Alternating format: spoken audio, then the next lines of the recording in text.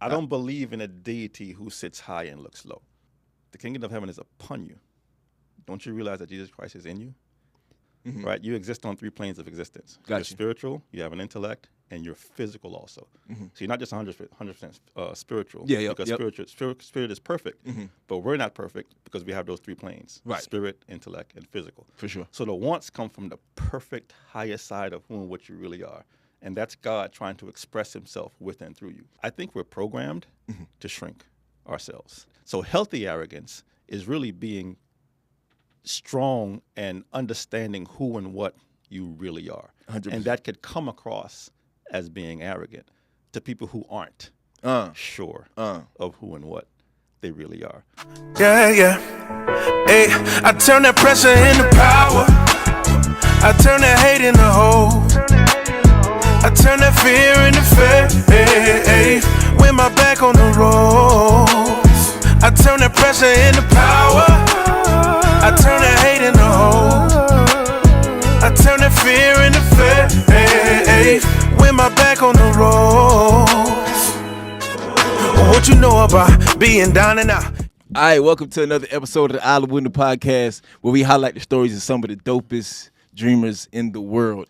I am the maestro, Fly Guy HG. And as always, man, I appreciate y'all rocking with us, getting in tune with the Isle of Window Podcast as we continue to bring you guys great content and great conversation. Today, I got my brother, member of the Omega Psi Phi Fraternity Incorporated, Mr. Architect, Mr. Poet, my man Anson Stuart, motivational speaker. What's good, brother? Appreciate you. How you doing, dog? Appreciate you, bro. I'm great. It's a pleasure to be here, man. Absolutely, man. It's a pleasure to have you. I know you about to drop a whole lot of game on this table because that's all you do on Instagram. You set up your phone. That's right. And you tell the world how great they can be. Absolutely. And I would hope. As a matter of fact, I know. You know.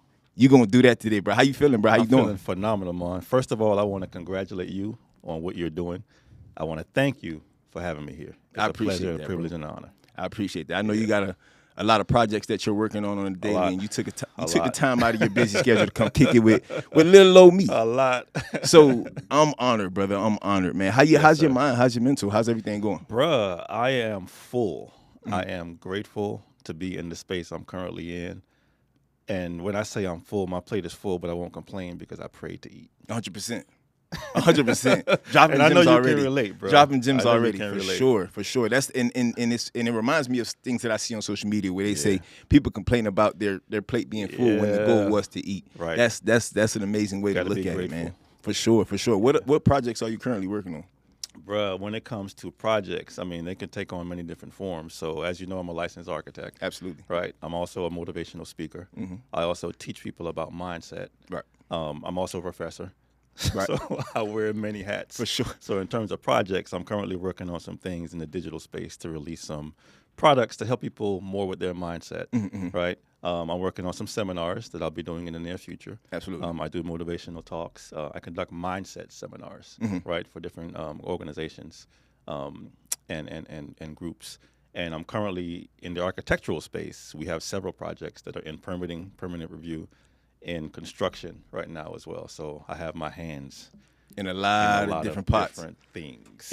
And as you should be. Be doing. I feel like a lot of people get nervous when it comes to dabbling in a lot of different things that make them feel uncomfortable. Yeah. Right? I feel like you got to take risk and try different things. To. You never know. You have to. What you'll become more passionate about. You got to push the boundaries. 100%, brother. You have to push it, and that comfort zone is a dangerous place to be. You have and to live in uncomfort. You got to you got to get comfortable with being uncomfortable. You have to. That's facts. And when you talk about teaching people about mindset, right?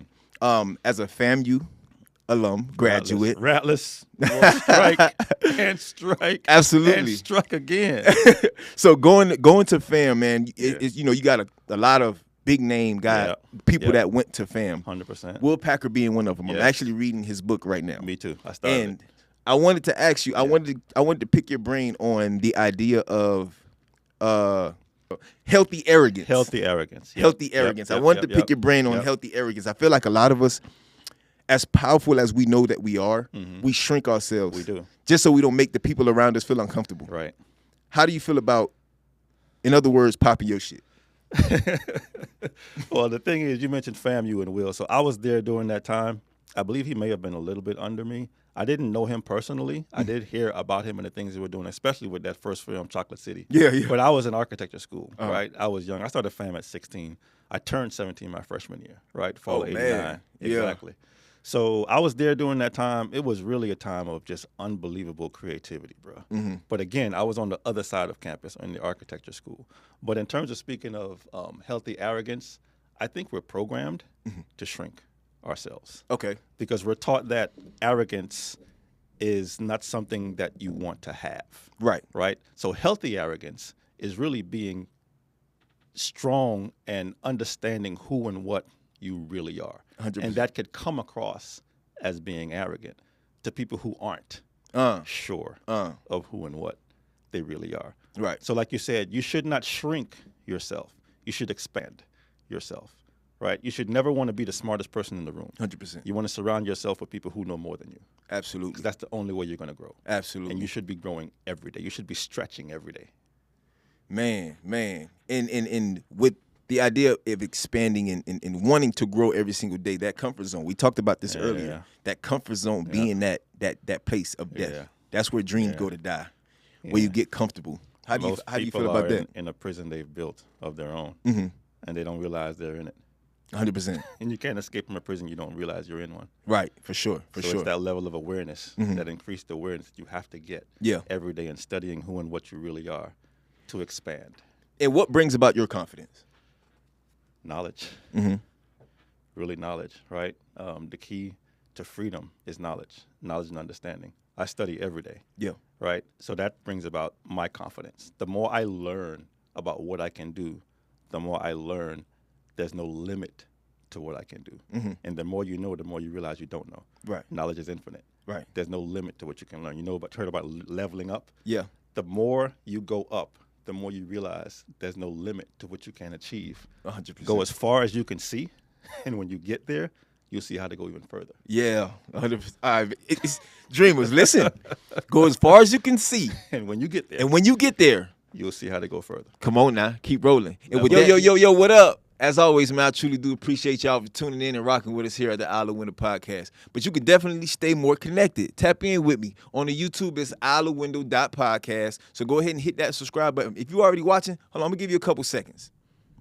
It take a couple seconds. Hit that subscribe button. Hit that like button. Share this video with someone who you feel like can gain a lot of wisdom and a lot of gain from these conversations that we are having here at the table. If you have any questions, if you know some people who want to jump on the table and give game, definitely get at me on Instagram at _Isle of Window. Or you can get at me on TikTok at Isle of Window. Stay connected, man. Y'all be blessed. And as always, with love.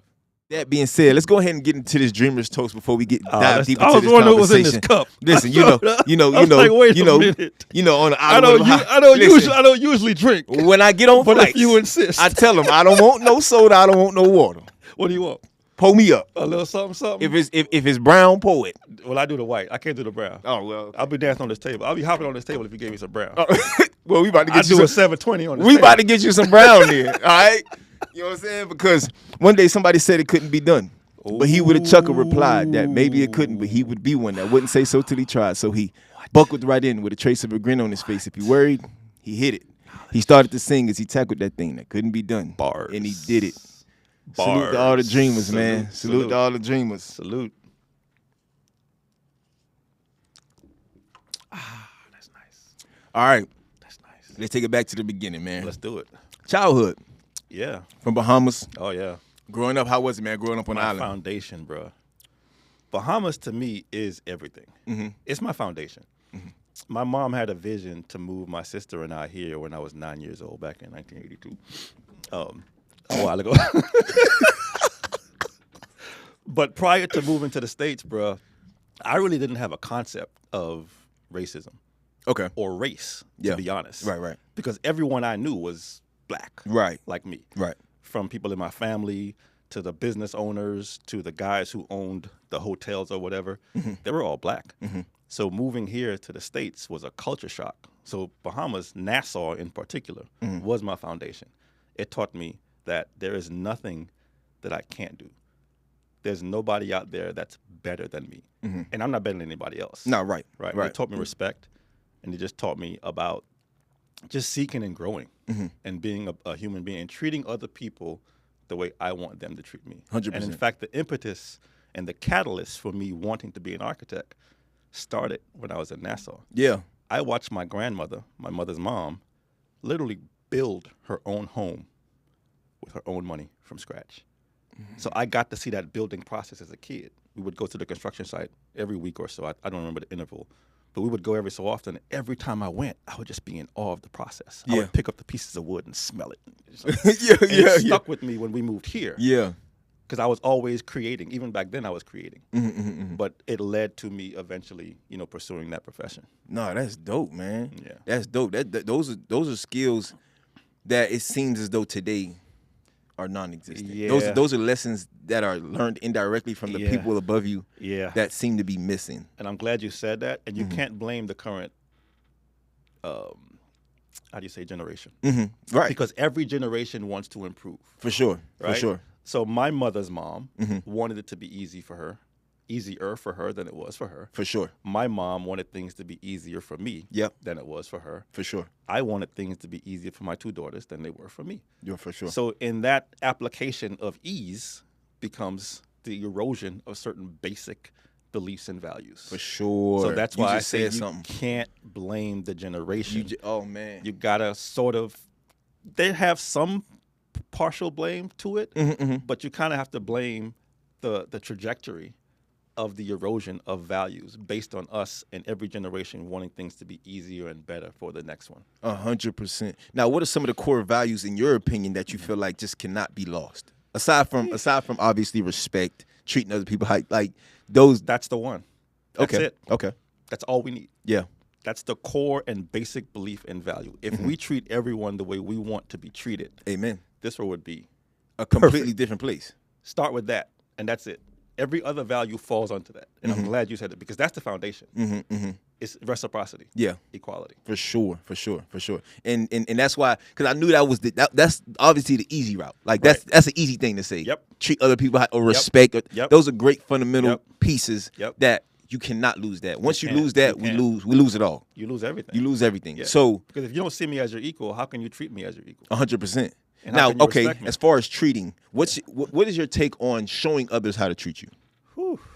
I think they got a few chances with me, a true time. Because let's be honest, after I've showed you, like how you say, fool me once, shame on you. Fool me twice, shame on me. Yep. Like at some point, you got to understand that people have a choice to make. Absolutely. Like, and I know we'll get into this, but reason gives you the ability to choose. Everyone has their reason factor, right? They can choose to treat you in a certain manner. For sure. So after you've taught them how not to treat you, and they keep doing it, you have a choice to now say, do I want to continue to deal with that or not? And you remove yourself from that situation. 100%. As we was talking about before we started, kind of going off a little bit, reading all these motivational pieces, all these books that talks about self-development and growth. They all come from They one. all speak on the same thing, just from a different mindset, different perspective. Yep. And they all touch on the fact that you ultimately become who you are based on the decisions that you make and what you allow to happen to you. You control your fate, bro. Yes, you do. You get what I'm saying? I'm the master of my fate. I'm the master of my fate, captain of my soul. 100%. It's up to me. Yeah. And even as a believer, people are like, oh no, God got it. And God's sitting up there like, yeah, I know I got it, but faith without work is dead, sir. Yeah. You have to put in the work. You decide whether or not. Go down the rabbit hole and talk about God, but we're not gonna go down the rabbit. I just want to paint this picture, right? I got you. Where it's like, you have a decision. I gave you free will. You have a decision whether to be obedient to me, whether to obey what I'm telling you to do. Yes. You feel what I'm saying? 100%. It's still in my. I'm still controlling. I'm still running the show. Yeah. But you have the decision. You have the ability to make a decision whether or not you want to obey what I'm telling you to obey. Reason gives you the ability to choose, and most people give up that ability because they're thinking of something outside of themselves that's making the decision for them. Yeah. And they give up. Now, okay, that's making the decision for them, but they still made a decision though. They made a decision. Decisions even are all indecision is a decision. That's what I'm saying. Exactly what I'm getting at. You decided not to do this. You decided to leave your fate in someone else's hands. Someone else's hands. So you made a choice still. Yeah. And so at the end of the day, make a decision. How to treat you. Absolutely. And sometimes, and this is in my mind, I think about it like this, right? Sometimes you don't have to open your mouth to show people how to treat you. No, you don't. Your presence alone, and how you carry yourself, the level of respect you have for yourself, shows people, okay, this person can't be played with. Yeah. And I have this saying, and my wife always, it's funny. You live with a person long enough, and they start saying what you say all the time. So I have this saying: "Move like you belong because you do." And you have to. Yeah. But if you're moving timidly, you'll be treated timidly. Like 100%. Your actions give off energy, give off vibration, and the universe and people pick off that vibration. If you're moving in a certain way when you enter a room, people can see that. Absolutely. And they can pick up on that. When I move like I belong. 100%. And others pick up on that. Yeah. And they treat you accordingly. And you let me know how you know whether you can attest to this or not. Sometimes you might walk into a situation with such confidence and have no idea, no clue where to start. Nope. And you start speaking, you don't know what you're saying, but you make it sound good. It sounds good. And people are sitting there like, oh, wait a minute. Like I tell them, hey, wear your boots when you come around me. It's about to be beef. Because I may not know what I'm talking about. But I'm going to make it sound good. I'm going to make it sound good. Man, I swear, dog. I swear. All right, so coming to the States, right? You already had that mindset of you wanted to become an architect. Not really. No? I had it instilled with me. It was instilled in me at that time. I didn't really know what architecture was. I just knew I loved that process of building. Right. Okay. But it wasn't until later. Fair enough. Until I understood what that process was. Fair enough. Fair enough. And it's okay. So let me. Did you get into? When did you get into poetry? I want to say that was the mid to late 90s. Okay, so you were in college at the late time. 90s. Yeah, I finished FAM in 96 for my master's. And I was always into creating. Okay. Right? And when I was at FAM, a buddy of mine was in the computer lab late at night consecutively for like weeks. And I'm like, what the hell are you doing? He said, I'm writing a book. I had never met anyone who had written a book before, ever. And that image stayed with me after I finished school. Yeah. So I just started writing because I had things to say. And I started to write a book. That's how I got into poetry and the local scenes here in South Florida. But the reason I got into poetry was just from the creative aspect. Yeah. Just an outlet for me to say what I wanted to say.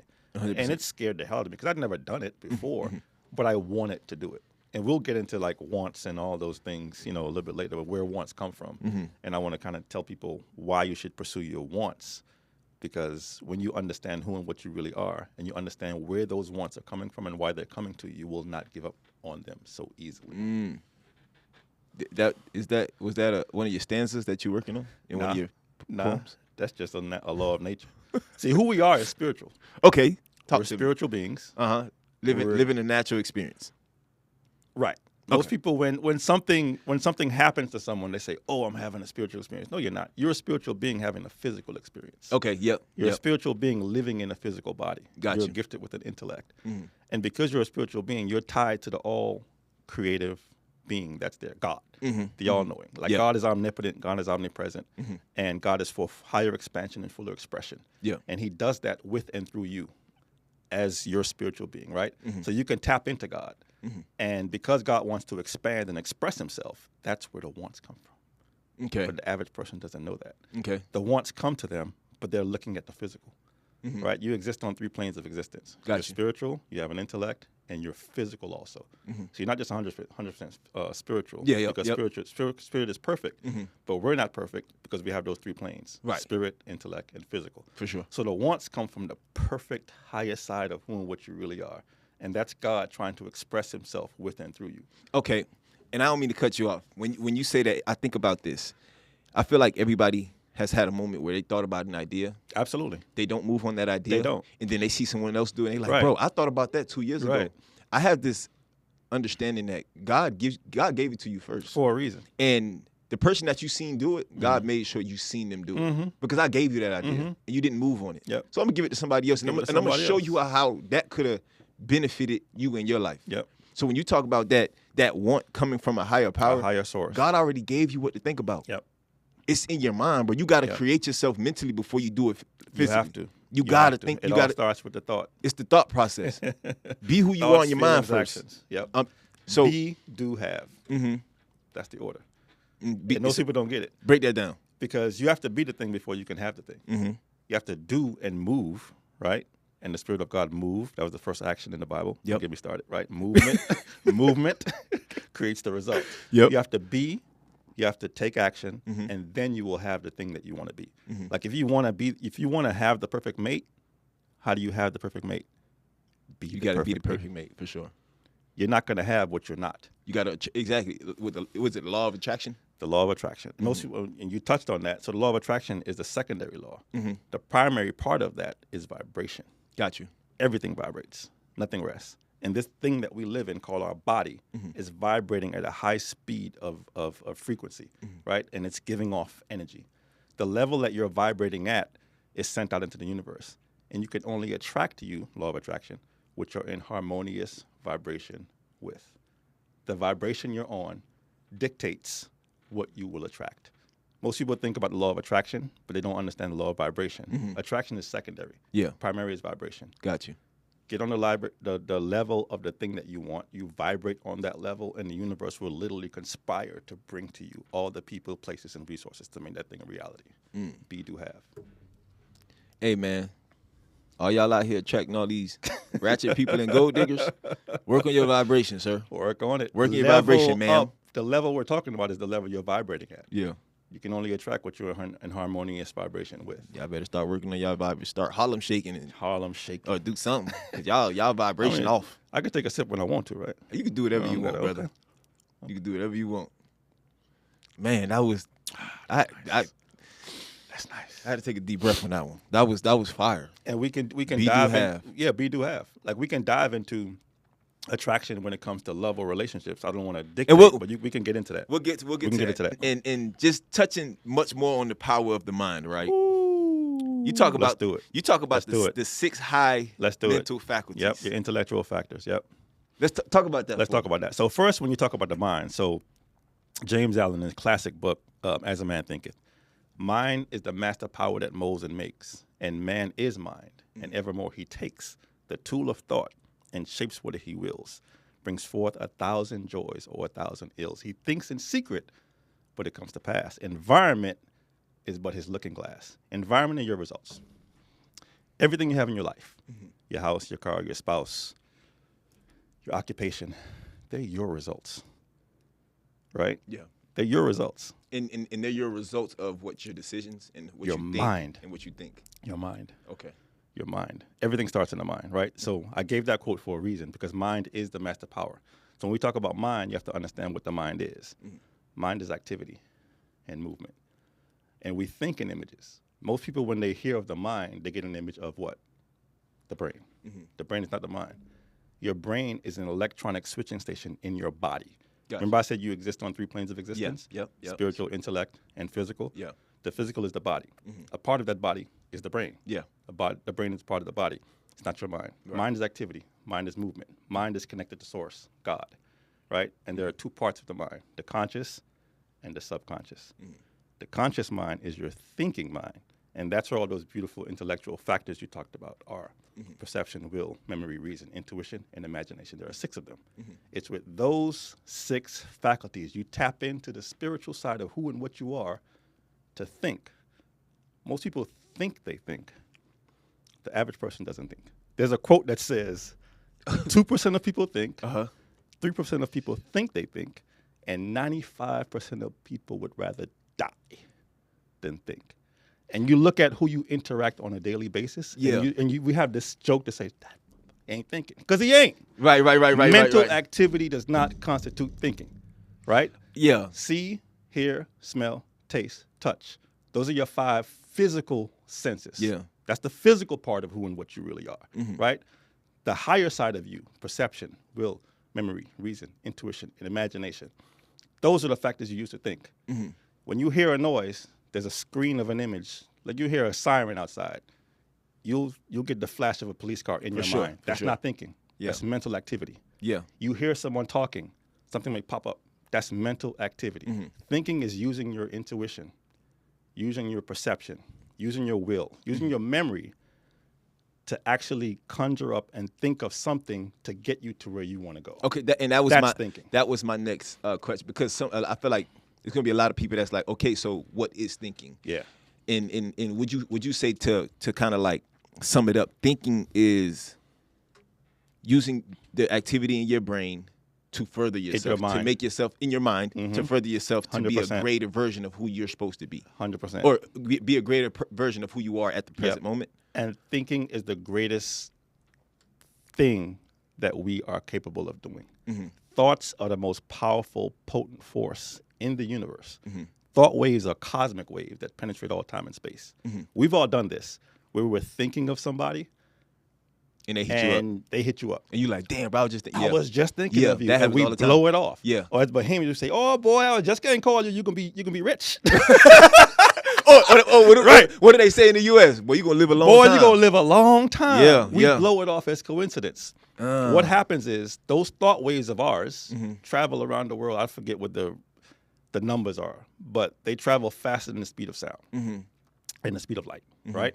So your thought waves activate certain cells in that person's brain, causes a feeling. Feeling is a word we invented to describe our conscious awareness of the vibration we're in. Yeah.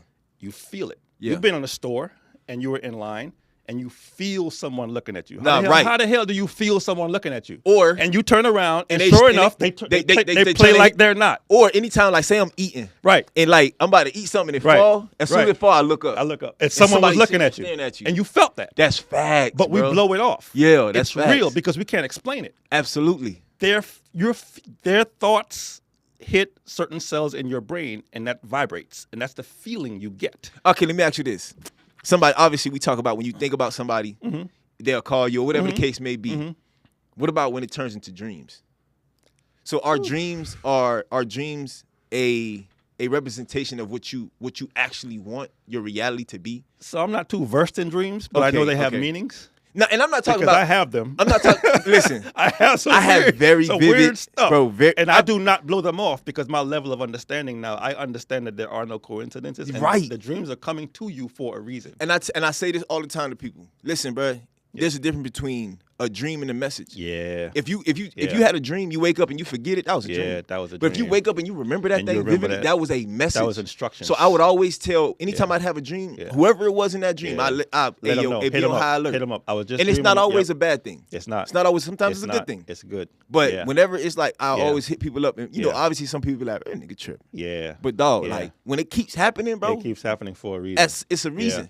And I've literally had dreams where these things literally came true. And I'm like, bro, what the Yeah, because So- we don't understand it. I feel it go hand in hand with that. It does. It absolutely does. And that's why, like a lot of the teachings that I read upon, it teaches you the best time to reprogram your subconscious mind. And I touched on the mind. I said conscious and subconscious. So the subconscious mind is the one that cannot reject an idea. Okay. It has to accept whatever you give to it. So- That's how you can do certain things and imagine certain things in that part of your mind, and it makes you feel a certain way. I'm not gonna get too explicit, but you know, the guys you can and the women too. Yeah. So you can literally you can create something just by thinking about it. That's that part of your mind that does that. Okay. The subconscious. And- So the best time to program your subconscious mind to manifest anything is late at night before you go to sleep, because you're most receptive to ideas, and the thing you think about as you're falling asleep, you're sending out thoughts and vibrations to the universe, and the universe will bring you back answers on how to do that. That's why we've all done this. We've gone to sleep thinking of a problem, and when we wake up, the solution sometimes it seems like it just came to us. It came to us during the night, but when you wake up, you become aware of it because you've programmed your subconscious mind to think about a solution. And it sent those thoughts of yours thinking of that thing out into the universe, and the universe brought you solutions while you were sleeping. And I feel like I touch on that a lot too when we talk about people. One of the toughest questions in the world to answer is what is your calling in life? What's my purpose? That's where a lot of people struggle. And I often say the thing that you think about before you go to sleep and what you wake up thinking about is an idea of what your purpose in life is. Yeah. So we can touch on that. Yeah, and I feel like you kind of really you painted a beautiful picture when you say before you go to sleep, you have an issue that's sitting on your brain. And even just a little side note, I was reading what his name, man? I can't think of his name right now, but he's a famous preacher, author from Bahamas. Oh, talking about Miles. Yeah, Miles Monroe. only Miles Miles. Monroe. Come on, Miles, man. so Come on, Miles man. Monroe talked Come on, about. now. He talked about. I call him Uncle Miles. No relation, but he's my uncle. Listen, Or I'm was. talking about that Yeah, man yeah. so powerful, bro. Oh, yeah. Yeah, So he yeah. talks about damn, I just blanked on what I was about to say. Purpose driven. Oh, that's what. Oh, so he talked about problems. When you think about problems, he's like, why do you think people come from China and they go to every single? It's not a city you can go to in North America where they don't have a Chinatown. Yeah. He was like, why do you think that is? Why do Chinese people go places and take over everything? That's their He's program. like, bro, the thing is, for us, we see problems. Yeah, they see For them, solutions. they see a business. They see solutions. If there's an issue, Yeah. you find a solution to this issue, Yeah. you done created a business. Yeah. And- they've done it in the Bahamas too. Exactly. He spoke about it in Yeah, they've Bahamas. done it in the Bahamas. And he's like, bro, you can't go nowhere without finding a Chinese the restaurant. conch shell, they've made aggregates of it. You know what I'm saying? Yeah. So it's like talking about that idea of that problem. You send Yeah. you sending those vibrations out, Yep. and then all of a sudden you start to find solutions for these problems. Yeah. But the problem is most people don't move on those solutions. Most people don't move because, again, they've been programmed to go by what they see, hear, smell, taste, and touch. The idea comes to them, but because they haven't seen the result of the thing they want yet, they give up the idea. Yeah. But they don't realize they can use those higher faculties. They can use the will to hold the image of that thing that they want on the screen of their mind. And if they keep thinking about it and taking action towards it, the first step that comes to them, take that first step, they will begin to build what we call a bridge of incidents to lead them Okay. to the manifestation of that thing. But I want to go back to purpose. Your purpose is your why. Yep. That's why you were born, right? Your vision is the what, right? And then the goals are the how. Everything should be aligned to purpose. Okay. The purpose is why you were born. Like for me, I think my purpose was to help people realize who and what they really are. My purpose is to help people. Okay. I've always been great at helping Let people. me ask you something. Always. Let me get your take on this, and we're gonna get back to that, right? Yeah. Let me get your take on this. When you say your purpose is why you Is were your born, why, yep. is your why. Yep. Do you believe that you're born with whatever it is you're supposed? Like, do you believe you were born to be an architect? No. Like God? Okay. Keep going. Okay. I'm glad. I don't think our destinies are written in some cosmic book somewhere, Okay. right? I don't believe in a deity who sits high and looks low, Okay. right? I don't think of God as even near to me. Most people think of him as far, Right. off in space somewhere. Yeah. The kingdom of heaven is upon you. Don't you realize that Jesus Christ is in you? So, the God that I worship is in me. Not just in me, Gosh, but he is a part of who and what I really am. He is not near to me. He is not separate and apart from me. He is in me. And it's with him that I can do anything Thank you. because he is omnipotent. Thank you. He's omnipresent, which means that there's a part, and again, those three planes, right? Spiritual, intellectual, physical. I'm not 100% physical, but who I am is spiritual. Anson is my name. That's not who I am. I'm a spiritual being. Yep. This body is not who I am. I don't call into work and say body is sick. Right. Right. I say I'm sick. I'm sick for sure. I am that I am. I am is his name. Yeah. Yeah. I am sick. Who am I? Right? Not my name. I'm not my body.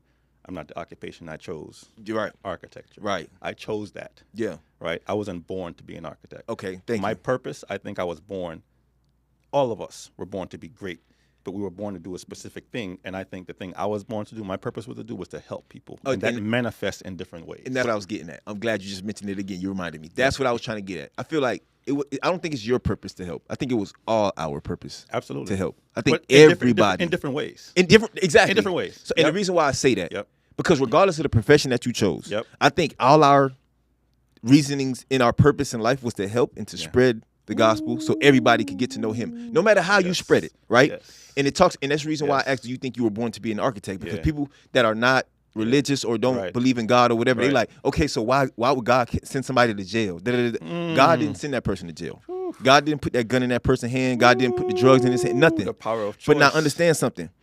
That person that We can go down there if you want. let's We go down we there. just gonna stick our toe in the water. We can go down there. But and the reason why I say that is because think about we grew up Because I kill, I maim, I do all things.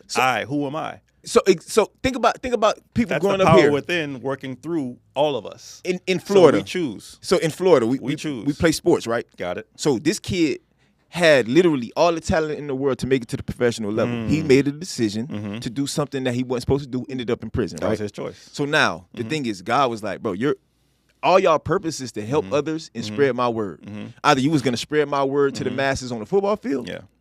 Unfortunately, you choose another path. That doesn't mean that my plan is deterred. No. When you get to that, wherever facility you're going to, No. I need you to spread that gospel. Gotcha. I need you to join that chapel. I need you to join that church and continue to spread this gospel. So regardless of where you're at, my will be done. Ooh, his will, not my will. So that's why I say people Let's like clarify. When you said my will, you meant his will, His God's will. will. But the will that I mentioned in those 6 things, perception, will, memory, reason, intuition, imagination. Yeah. The will I'm talking about is the individual's will to persist in a certain idea, Gotcha. which is different than God's will. Yeah, Go yeah. ahead, go ahead. And you hit it right on the head, right? Yep. So and that's why and when I say my will, I was speaking as him. Yep. So it's regardless of whatever decision you choose to make, my will be done. And you chose it. Like at the end of the day, what I have for you is gonna happen. Yes. I don't whatever this his whatever ways has ways we know we have no ways of finding out. So that's why I posed that question. Yeah, and let's talk about God's will. When people see things going bad or something happens, they say it must have been God's will. And I'm going to say this word, and let me give a disclaimer. So when we use the word ignorance in our culture, we've been taught that it means that it's a bad thing. Yeah, I try to get people to understand that. The only thing ignorance is a lack of knowledge and understanding. And you're just everyone is ignorant to a certain degree. You're ignoring this understanding. Everyone is ignorant to a certain degree because knowledge is infinite. Yeah. And there's no one who knows everything. And if you meet someone who says they know everything, go the other way. For I am the smartest man in the world, for I know one thing, and that is that I know nothing. We're all ignorant to a certain degree. So I'm telling you. I said that to say, when people say it must have been God's will when something goes bad, it shows a sign of ignorance. They're not understanding that God's will for you, for me, for everyone is good and greatness and higher expansion and fuller expansion. Higher expression and fuller expansion. That's God's will for all of us. Abundance is our birthright. Yeah. We were born to be great. We were born to create. We were created in his image.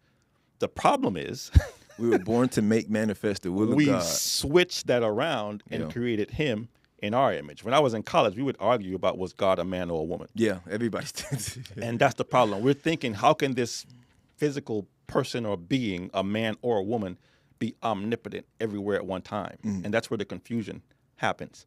When we say we were created in God's image, we were created as creators. That's the image we were created in.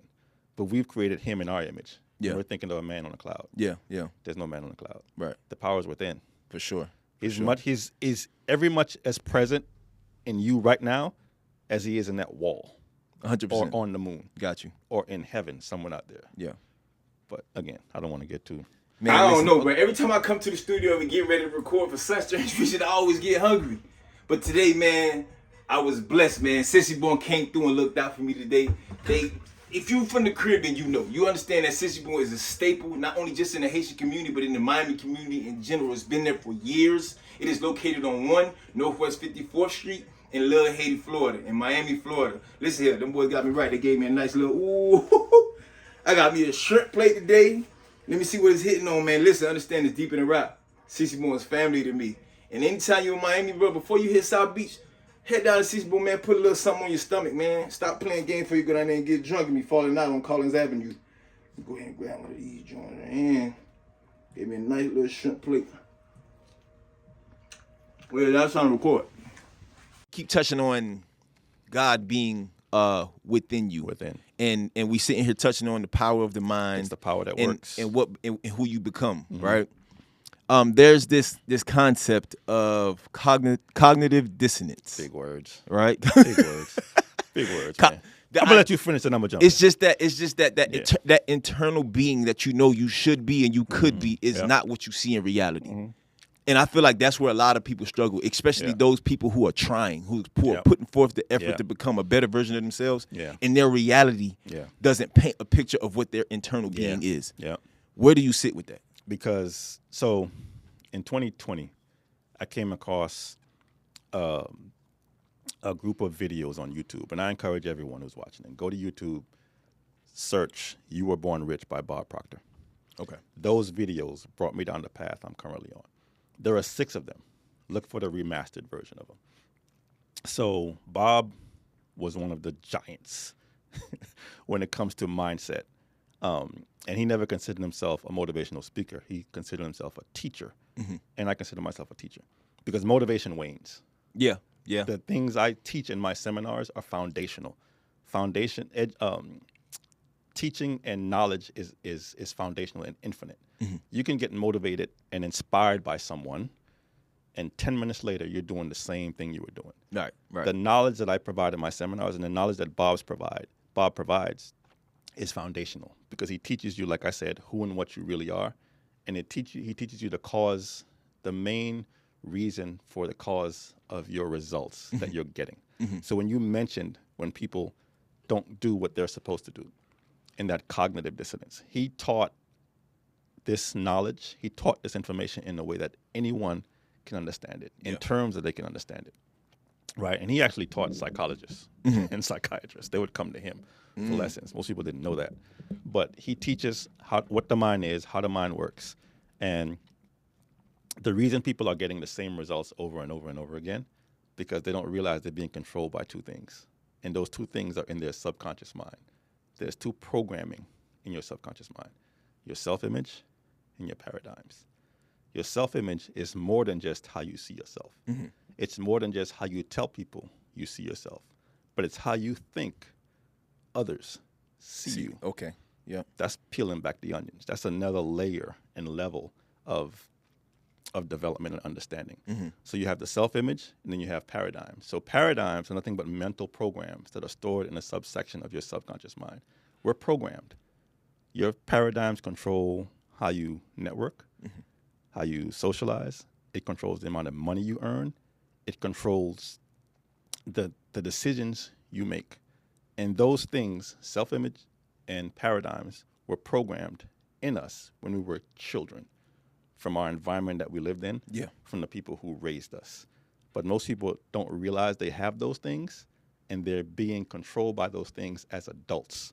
That's why you see people, when you go back to your old neighborhood that you went to high school with or even college with, they're still going to the same places. Absolutely. Still doing the same things because they're being controlled by those 2 things. And is that how we ultimately become creatures of habit?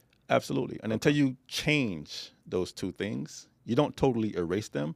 You overpower them by creating new self-images and creating new paradigms, new programming. The results you're going to get will always be the same. How do you do that? Constant, spaced repetition. Okay. Watching those videos I just said, in 2020, I want to say for 6 months, that's all I watched. When I was driving, when I was at home, I didn't even listen to the radio. I just literally consumed the information that was in those videos. And it reprogrammed my self-image and my paradigms because of the repetition of watching and listening to the information in those videos. Repetition is the first law of learning. When we were kids in school, and I teach this in my seminars, whenever we did something wrong, we were taught to write it out, 100 times on the board. That's repetition. Yeah. The reason we were taught that, because the teacher knew the repetitive nature of doing that act would program us not to do the thing again. Right, right. But unfortunately, it worked in a negative because as we got older, we thought of repetition as bad. I'm never going to do something like that again. Yeah. So now when I teach people in my seminars to win, and I know we're going to get to that, win today, we're going to get to that, but writing out an I am statement, I am powerful, I am strong, write it out 20 times. It becomes difficult, but they're associating that repetition with being punished. Yeah. Right? I don't want to do that. But really, you should do that because the more you do it, the easier it becomes to become that person of that thing you're talking about. And the I am statements, again, bring you closer to source and bring you closer to God. For sure. Now, is that now outside of, like you said, for you, it was listening to those videos for 6 months. Yeah, easily. Is there, I still, to this day, I still listen to them. That was just the 6 months were the foundation. Yeah. No, I literally listen to them on the way here. Yeah. Yeah. And are those just like, and you listen to the same ones that you had already listened to? Yes and no, and I've discovered new ones. Okay, gotcha. And I've gotten into new teachers like Neville Goddard. So I discovered Neville through Bob, and then I started going down a rabbit hole and realized that both of them were taught by a black man. that most people don't know. Abdullah. And now I'm delving into Abdullah, who was a black Ethiopian mystic. This guy was in the 1930s New York during the Depression, living a life that most people would dream of. But he taught Neville. Gotcha. And Bob studied Neville. Bob was born, I think, in 33. Okay. Neville started teaching this information in like 34. So Neville was taught by the black man Abdullah back in that time. Yeah. So the tree of the things that I'm studying started with a black man. For sure. And so the reason why I say that is for people who may not go the YouTube route. What are other ways to change those two compartments of the mind? Yeah, the self-image and the paradigms. The paradigm, yeah. I would say start by sitting in silence, right? You can get books as well. For me, YouTube is just easy because it's on your phone. No, absolutely. And videos are easy. Books, they're good as well. You can get into a good book. I always recommend Bob's book, You Were Born Rich. He always jokes like, we are all born rich, we're just a little short of money. We were born rich in potential. Yeah, right. So his book, You Were Born Rich, As a Man Thinketh by James Allen.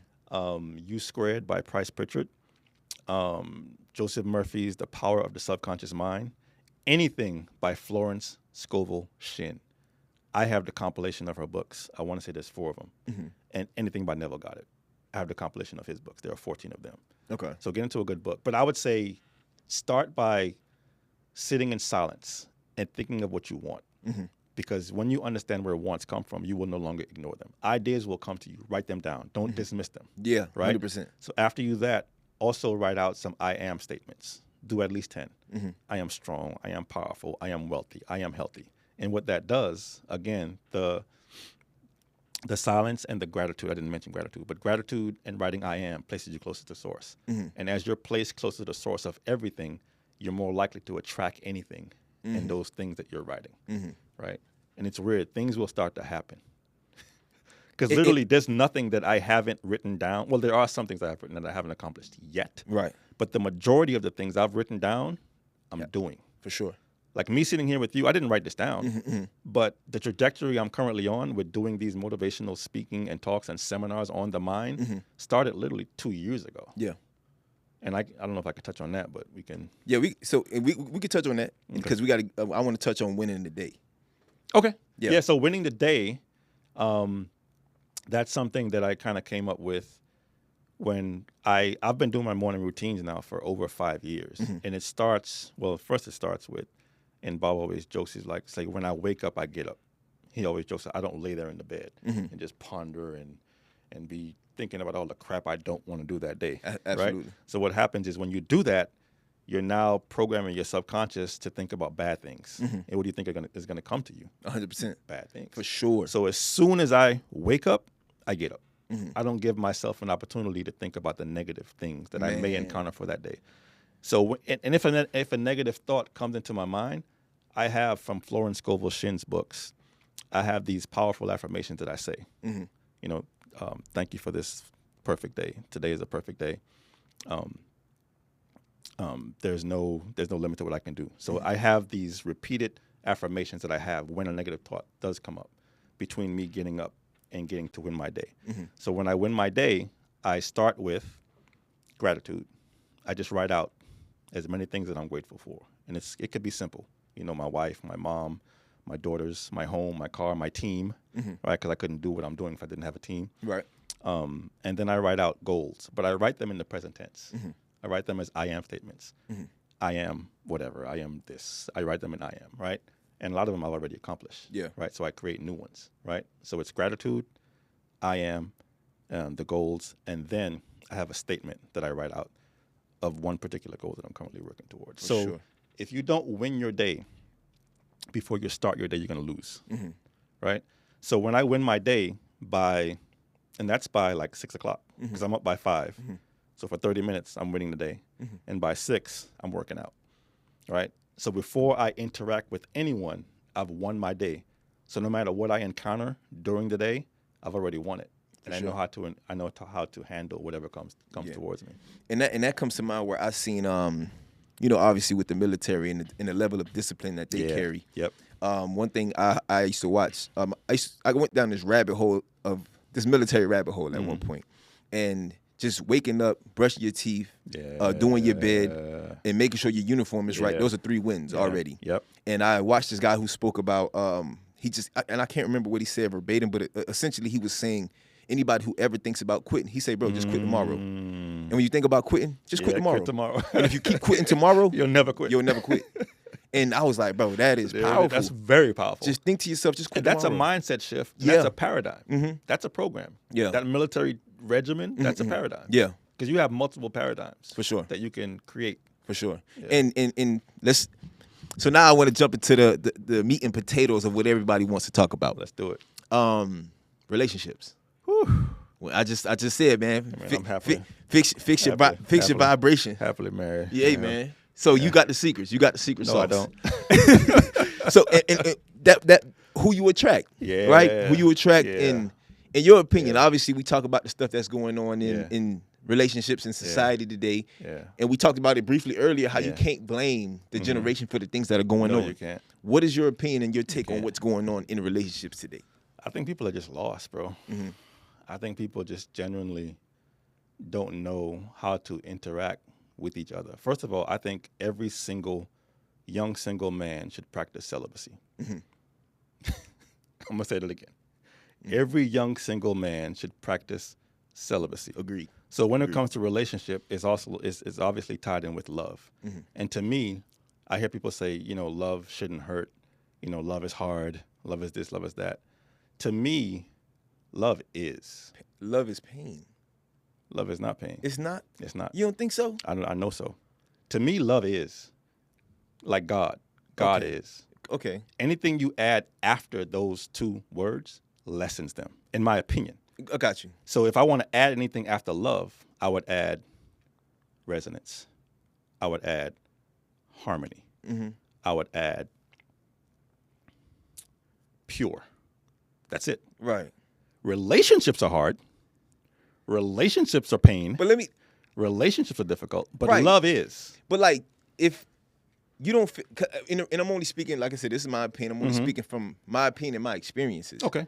To truly say I love someone, okay, there's a level of pain that's involved. It's not constant. But the pain doesn't come from the love. No, but you deal with the pain because of love. Yes. That's what I'm saying. So, but love is not pain. But no, love is not pain. Right. And why I say what I'm saying is it's a part of it. It comes with it. I'm not saying it comes that with the relationship. I'm not saying it doesn't come with love.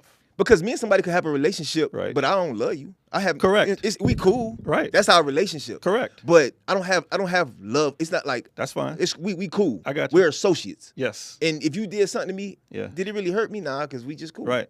But if I got love for you, did it hurt you or did you allow it to hurt you? Both. We do it to ourselves. Because if I allowed it to hurt me, it hurt me. Yeah. So I guess both. Right. But reason why I allowed I'll tell you why. Reason why I feel like it did it to me because I got love for you. You did it to yourself. Because of the love I got for you. It did it to you or did you do it to yourself? No. And I only touched on this when we talked about mindset. No, I'm gonna let you finish. And I say, okay, I think I did it to myself because I allowed myself to be vulnerable to love you. Right. So therefore, yes, I did it to myself. But there's certain things and there's certain hurts that I'm willing to deal with. Okay. I'm willing to face that that pain. Okay. If it entails that I love you. Okay. You feel what I'm saying? So I think pain comes with love. I think it comes with relationships. I think love is pure, love is harmony, and we hurt ourselves by allowing the thought of the thing that the person is doing to us to make us feel a certain way. So I didn't get to break this down. So in my seminars, I have a board where I can draw and I can kind of show people where that hurt comes from. Yeah. Right?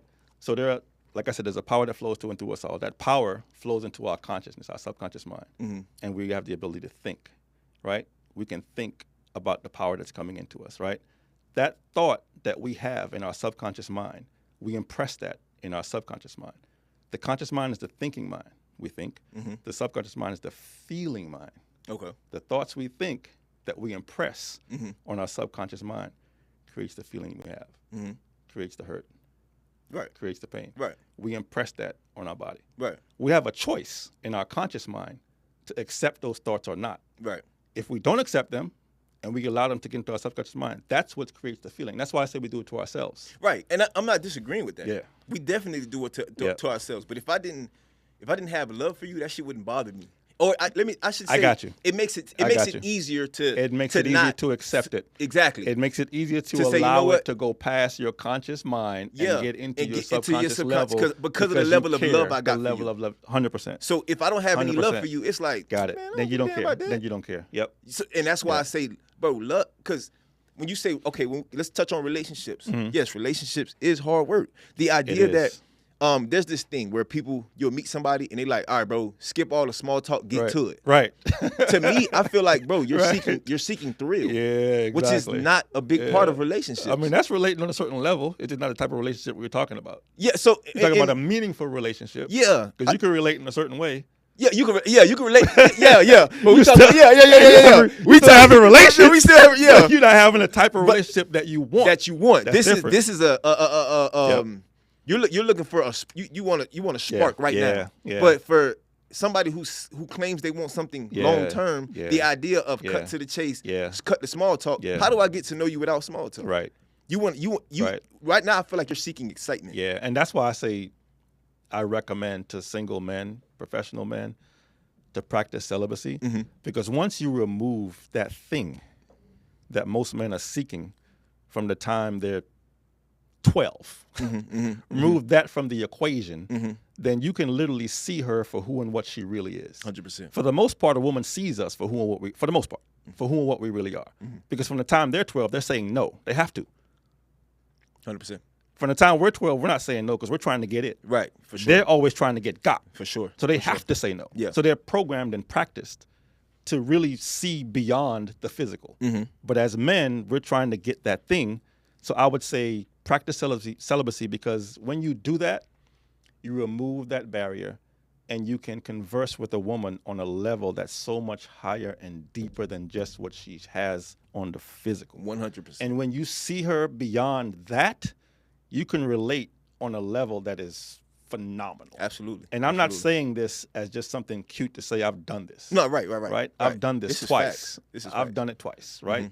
For a year for the first time. It started off as 6 months and it ended up to be a year. And then I did it for a year again. And my trajectory of understanding of awareness of the power that I have as a man in this society. Yeah. Exponential. Absolutely. And so in pursuing a woman as a professional man, what do you think some of the core things that a professional man should look for? And this is subjective because it's your own opinion. No, I got you. What do you think some of the core values as a man who's looking to be better and not be content with where they are? What are some of the core things you definitely should not be content? And the first thing you should not do is pursue. Okay. I think I heard Eddie Griffin say this. So you shouldn't pursue your passion. That is a very and wise man. I used to say this a lot because I saw a poet do this back in the late 90s or whatever. He was like, pursue your passions. I was big into pursuing passions and all that. But I saw a clip of Eddie Griffin. He was like, don't pursue, manifest. So a man should not be pursuing anything, especially a woman. You gonna get canceled for this. It's all good. You gonna get canceled. It's all good. A man should manifest the type of woman he wants. Because this is and the thing. by writing down those qualities, that winning the day, right? You can literally sit down and write out the qualities of the person you want. Don't put a face on her. Put the qualities of the woman that you want. Because a lot of women feel like. Oh, but that's different. I understand. They're the 100%. prize. 100%. I'm the prize. 100%. And yes, and a man in that aspect you should pursue. Right. Because the average, if you don't pursue and like you said, you get it that, is it really worth it? If you get it that quick, you should be pursuing. If she's making you pursue, absolutely, that's a beautiful thing. Yeah. But you, on your plane of what you're going after, manifest her, write her down, and she will walk into your life. Crazy things will happen. Now, that person will literally walk into your life. And when she does, then you need to pursue. Because if she's... What if you're constantly thinking about it? Thinking about what? As opposed to writing. Absolutely. It's constantly on your mind like, bro, I want this type of. Absolutely. You should. Yeah. You should. So after you write, you should think. But I think writing causes thinking. Yeah. Right? You should be thinking about it, but the art and the act of writing creates another level of thinking, because as you're writing, more things will come to your mind. For sure. And writing helps to retain the thing you're thinking about. 100%. Right? Yeah. So you can definitely still think about it. Got you. Okay.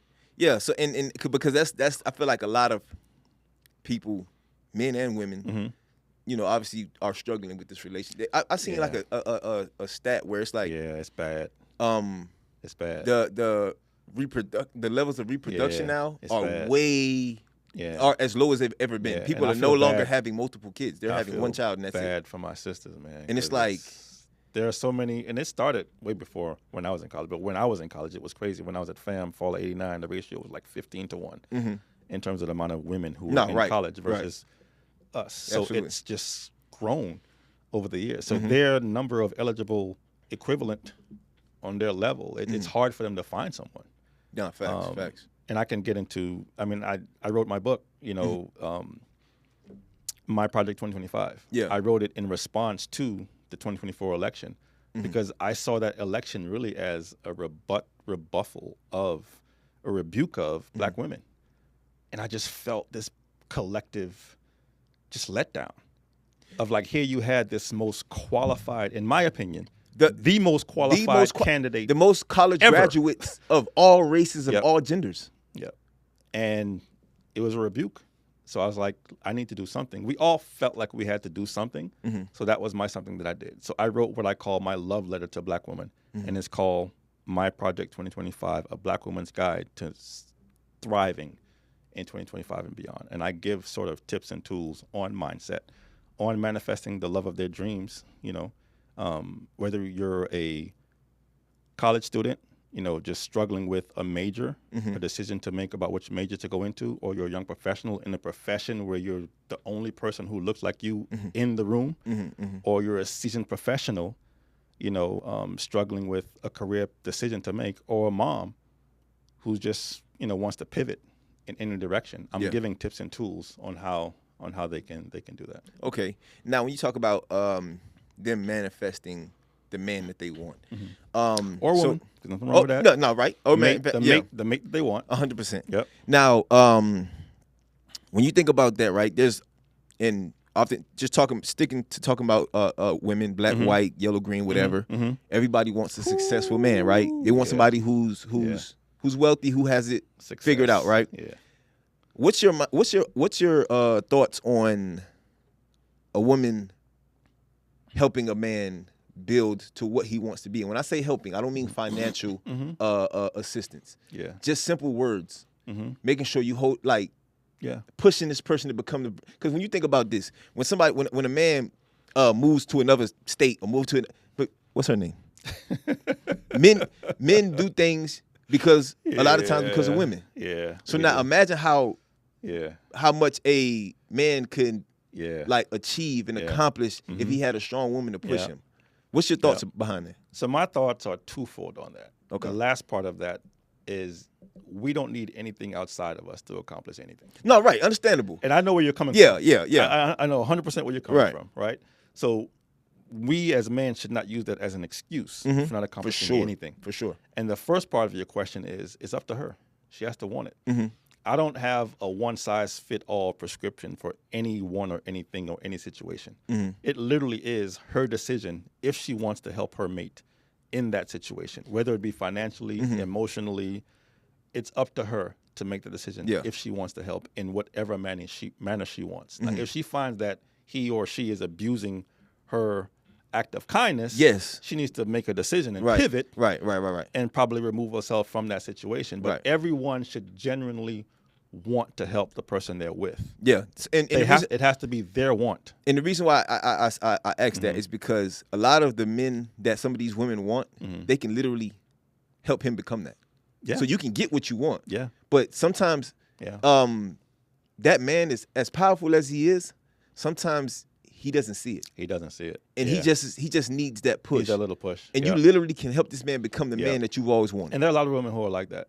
And that's why I posed that question. A lot of women are like that. Yeah. And there's nothing wrong with that. If you are a woman like that and you have done that, and then he's going out and act a whole donkey ass. There's nothing wrong with what you did. Yeah. That has no reflection on who you are. Right. It's all on him. And you can't regret what you did. No, right, for you sure, can't, for sure. And there's a saying I love, I forgot who said it, but let's not look back in anger or forward in fear, but around us in awareness.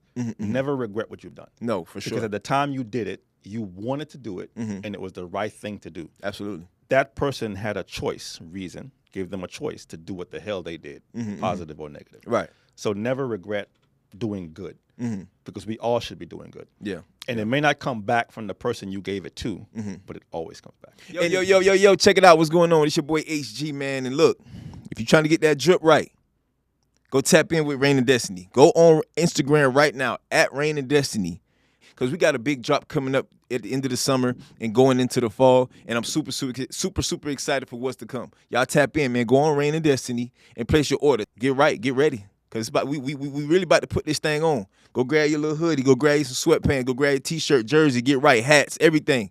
Y'all tap in. And as always, we love. But you touched on success, though. Uh-huh. And I love the word. And a lot of what I've learned is that a lot of my knowledge and understanding comes from my acceptance of definitions of certain terms. And the definition of success I've grown to love and accept is the one that Earl Nightingale, who was Bob's mentor, spent years to define. And he says that success is the progressive realization of a worthy ideal, right?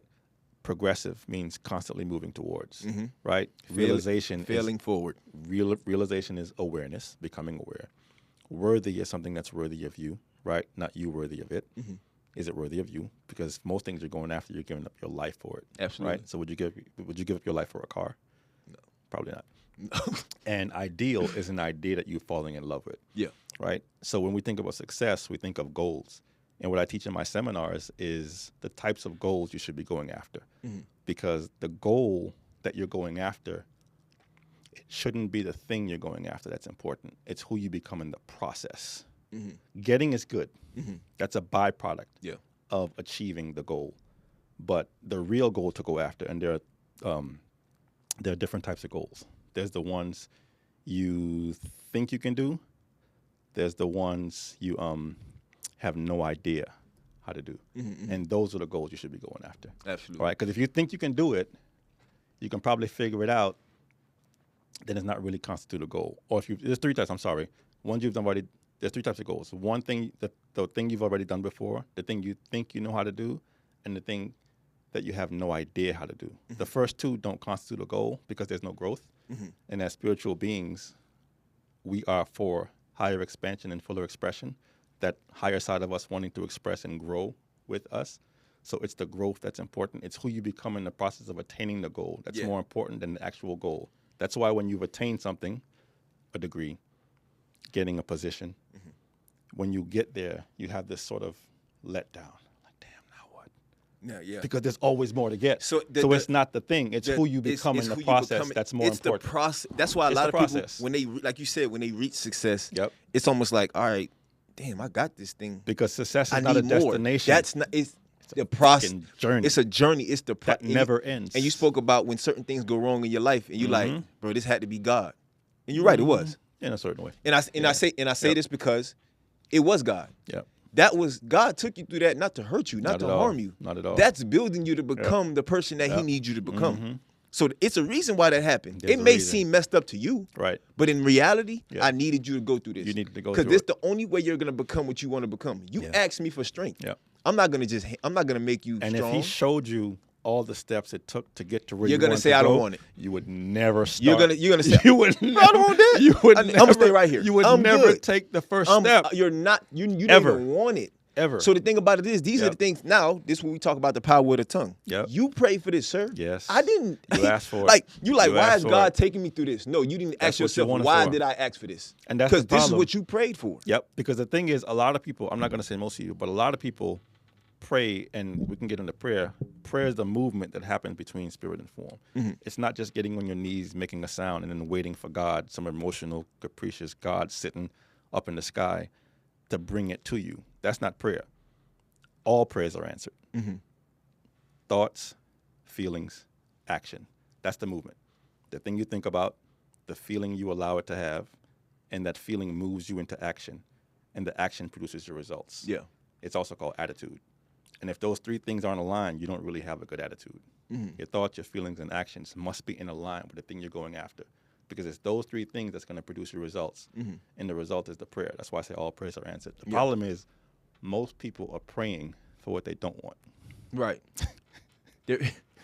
They think about what they don't want. They use their imagination to think of bad things. They think of what's not going to happen, as opposed to thinking of what's going to happen. So in a way, and it's a cyclical. They're thinking about cycle. what they're only of the praying bad results. because they don't believe it's going to happen. They don't believe. They may pray. They may say the sound, make the noise of I want this. Right. But then in the back of fear. their mind, they're thinking it'll never happen. And the only reason why I'm praying because I don't think it's going to happen. I need need you to do this for me. I need you to do this for me. Okay. Yeah. Yeah, that makes a lot of sense. Yeah, but prayer is the movement that happens. Yeah, that makes a lot of sense. Yeah. Damn, all right, man. Yo, we cutting it close. I do want to touch on mental health, though. Okay. The importance of mental health. And I feel like we ran through that pretty much this whole entire episode. We did. But we did. Just what's your take on mental health, man? How important is it? Very.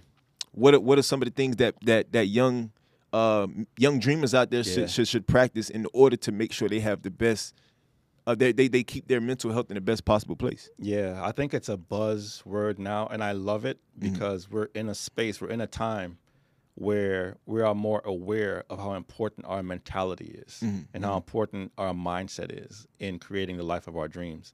And I think we have to learn to say no.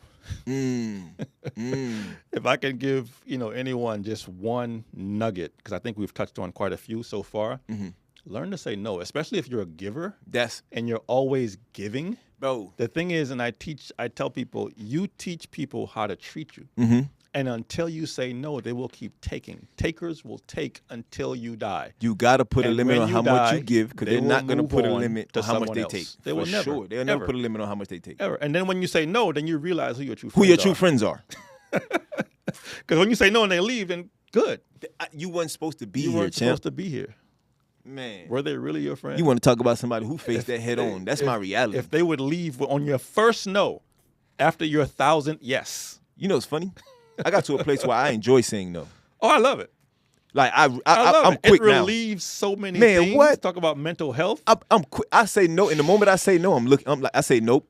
Let me see what you about to do. Yeah. This gonna let me know where this person stands. Where I with me. stand. Well, where I stand. Because I don't owe you anything. I don't. And everybody that knows me, bro, I don't be around people like that. What's no that way. song by Kendrick? Oh, you the reason, huh? You supposed to be. I forget what he said. Like, now you want me to have you come in or whatever. Nah, man, I ain't. Man, listen, I'm telling you. But that's one nugget. Say no. And we've touched on some things already. Just get in tune on who and what you really are. Get into a good book. Yeah. Right. Listen to those videos that I mentioned, and just learn, practice those mental faculties: perception, will, memory, reason, intuition, and imagination. There are 6 of them. Spend 1 week on each. Yeah. In the morning, your first 30 minutes in the morning before you start your day, winning your day, practice those 6 mental faculties. Practice 1 a week. I've done that. And let me tell you, bro, like the things we went through to do this. Oh, yeah. Like my demeanor, if this was 5 years ago, would have been totally different. 100%. But, and I'll give you a great example. When Bob wrote his book, You Were Born Rich, in, I want to say 86, it was typed. He had the physical hard manuscript. Yep. And he lost it in the backseat of a taxi cab. I believe he was in New York. He lost the damn thing. It was done. That's crazy. But his That's heartbreaking. level of understanding and awareness, he went home and told his wife, and she was more upset than he was. You know what his reaction was? That wasn't the book I was supposed to write. Amen. Shifting your perspective. I swear, my mindset. Perception. His perception allowed him to see, you know what? I could see this as a negative, but I could see maybe there's a reason why. It's a reason why this happened. And he wrote a totally different book, which is a bestseller right now that turned into those 6 videos that changed my life. And that's the thing with how I view a lot of things, right? Throughout life, everybody has a story. I continue to say this, and I say this constantly. Everybody has a story, bro. No matter who you are. Miles Monroe, what did he say? Yeah. He say, when you look at a rich man and a poor man, what do they have in common? God created both of them. Yes. And God loves both of them. All of them. And the difference between the rich man and the poor man, Decisions. the rich man never gave up. Decisions. The poor man gave up. Decisions. Decided to give up. He decided to give up. He said, you know what, bro, maybe this is not for me. Yeah. The rich guy persisted. Yeah. And that's why for me, whenever certain things go wrong, I'm like, persistence. All right, what's next? There's a solution to everything. Everything. The solution may look wonky. Sometimes the solution may not favor you, but there is a solution nonetheless. And that's how I live my life. Where it's like, bro, I don't harp on problems. No. Whenever people bring problems to me, I'm like, bro, I don't want to hear that. Where The your problem, focus goes, your energy flows. Amen. Is that to say that there's nothing wrong out there? There's a million million things wrong. Come on, bro. But why focus on them? I'm not focusing on you the problem. can't It's already them, here. It's already. It's here. What the hell can you do about it? It's based. Are you going to allow it to stay here? Thank you. No, Thank bro. you. All right, we already problem. We see you problem. Now I'm looking for solution. Yeah. I'm not finna spend energy on this. Yeah. Because you can't. There are two things. No, go ahead. No, go ahead. There are two things you touched on. I want to touch on real quickly. Time and persistence. So time, we all get the same amount. 100%. 24 hours. 100%. In a day. We're no more special than the other. The guy on the park bench has as much time as I have. Yeah. And you have. Yeah. Right? Persistence. Napoleon Hill in his book, Think and Grow Rich, he said, there may be no heroic connotation to the word, but the quality is to the character of the human to what carbon is to steel. So all those successful people he studied in that book, that was the one of the most common popular thread between all of them. Persistence. They never gave up. And if you never quit, you'll never fail. Yeah. But failure is necessary. 100%. You may fail incrementally. 100%. But until you quit, you're not a failure. Bro, failing forward. You got to keep going. I fail daily, and I grow from it. And you got to, it depends on how you view this quote unquote failure. Your perception. What am I supposed to learn from this? Your perception. It's a reason. Like he said, he forgot the original manuscript in the it. book. I mean, in I don't the know taxi. how long he had spent on it. Exactly. But imagine you now having written and spent a year on something, and you lose all your hard drives. Yeah. And you can't find it anywhere. It's like, what do I do now, bro? Well, now you got ChatGPT. You can go to it and tell it, right. hey, rewrite me this. But Right, back right. then, his was literally typed on a typewriter. So it was not stored anywhere else but that paper that he lost. And he chose to say, He chose to bro? rewrite it. I'm going to. There's no other option. It's either I rewrite it or I I quit. give up. And he said, I'm going to choose to find a solution for this. Find a solution. And that's the realest thing, bro. But Anson, bro, I appreciate you Oh, coming man, through, I Q-Dog. appreciate you, bro. Hey, man, it's been real. Through to the Q, 17, say the frat. Say the frat. Hey, man, listen. Need I say more? I think we touched on everything, bro. We did. He came through here and blew the table up, man. I tried. And no, you did. You did. Healthy arrogance. Pop your shit. There it is. You did. There it is. And I appreciate that, brother. And I appreciate y'all for rocking with us as always, man. Like I said, anybody has any questions or concerns and you want to come rock out at the table, if you want to come hang out, get at me, brother. It's more than a space for people to come in and hang out and enjoy the podcast, enjoy the scene, and enjoy what we're doing here at the table, man. And as always, it's your boy Fly Guy HG, and we checking out of the Isle of Winter podcast with love.